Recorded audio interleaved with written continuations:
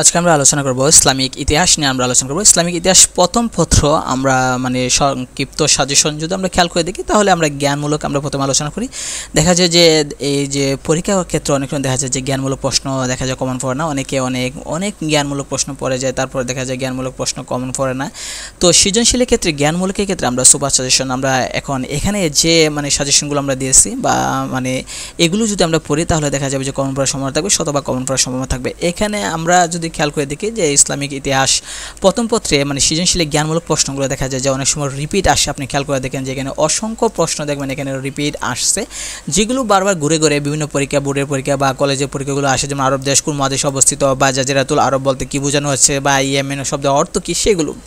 তো আমরা যদি এই যে প্রশ্নগুলো আছে যে সবগুলো প্রশ্নের একটা প্যাটার্ন থাকে, অর্থাৎ প্রত্যেকটা অধ্যায় বা প্রত্যেকটা সাবজেক্টে একটা প্যাটার্ন থাকে, আমরা যদি খেয়াল করি যে প্রত্যেকটা অধ্যায়ে কতগুলো নির্দিষ্ট টপিক আছে যে এই টপিকগুলোর উপরে বারবার প্রশ্ন বারবার করা হয়, আর এই প্রশ্নগুলো পারলে দেখা যায় সকল প্রশ্ন দেখা যায় পারা যায় এবং এইগুলোই কমন আসে। কিন্তু অনেকে মানে না বুঝে উল্টাপাল্টা প্রশ্ন পড়ে, যার কারণে দেখা যায় কমন পড়ার সম্ভাবনা খুবই কম থাকে। তো আমরা যদি এই যে এখানে সুপার সাজেশন যে আছে এগুলো যদি আপনি পড়েন, অসংখ্য প্রশ্ন আপনি খেয়াল করে দেখবেন যেগুলো বিগত প্রশ্নগুলোতে মানে বিগত বোর্ডগুলোতে রিপিট প্রশ্ন আছে। তো এগুলো যদি আমরা পড়ে দেখেন এখানে অসংখ্য প্রশ্ন আছে যে মদিনার পূর্বের নাম কী ছিল, ইয়াসরিব, যেগুলো আপনি দেখেন যে কতবার রিপিট আসছে এই প্রশ্নগুলো, বা হিজরত শব্দের অর্থ কী কতবার রিপিট আসছে আপনি যদি দেখেন। তো এই যদি সাজেশন আমরা যে টপ সাজেশন দিলাম যে এগুলো যদি পড়েন তাহলে দেখবেন যে এর ভিতর থেকে আপনার সকল প্রকার সৃজনশীল জ্ঞানমূলক প্রশ্ন যেগুলো আছে সেগুলো কমন পড়ার সম্ভাবনা 100% থাকবে।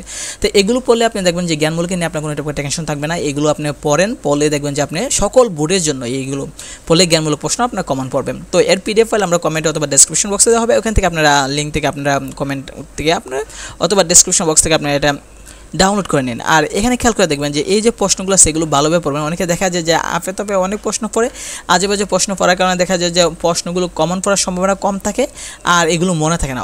এত প্রশ্ন না পড়ে যেগুলো রিপিট প্রশ্ন যেগুলো বিভিন্ন বোর্ডে আসে এগুলো বারবার পড়েন, কারণ এগুলো দেখা যায় যে কমন আসার সম্ভাবনা বেশি থাকে।